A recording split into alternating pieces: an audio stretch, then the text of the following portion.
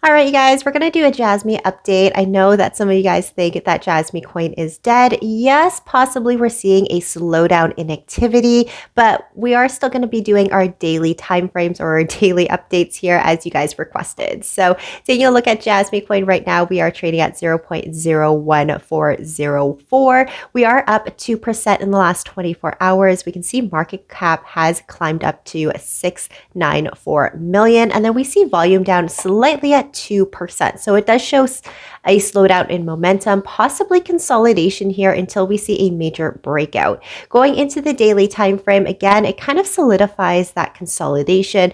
In the last 3 daily sessions here, we've seen the peak of our resistance at 0.014 coming down to the area of support just slightly above our 78% of our Fibonacci, around 0.01327. So normally consolidations here, it's a temporary pause either in the primary trend, which we know is a downwards trend for Jasmy, or it can possibly be a reversal. In order for the consolidation to occur and break above in a uptrend, we will ideally need to come up and close above our 20 moving average. And in our last video, we did talk about how the 20 moving average does closely align with our trend line. So that is ultimately the track record that we do need to see for the bulls to really reclaim back onto Jasmy, is a close above those two. If we do see a ultimate fail, and resistance from these 2 points, then we're really not going to see Jasmy seeing any upticks in volumes in terms of the dollar amounts. We're most likely going to see that rejection coming in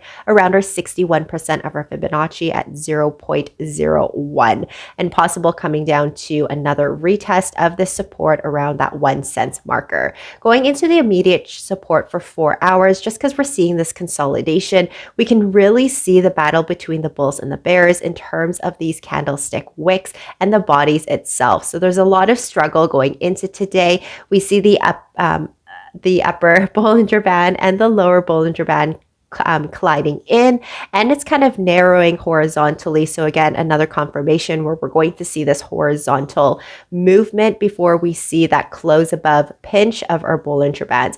A few indicators here for our immediate short term for 4 hours. We're most likely going to see another retest coming down to our 78% of our Fibonacci at 0.013. The reason why I say that is because we see the RSI here around 50%, and it is still losing traction here. We see a sell signal from our RSI dipping below our signal line. Again, that does show another sell signal.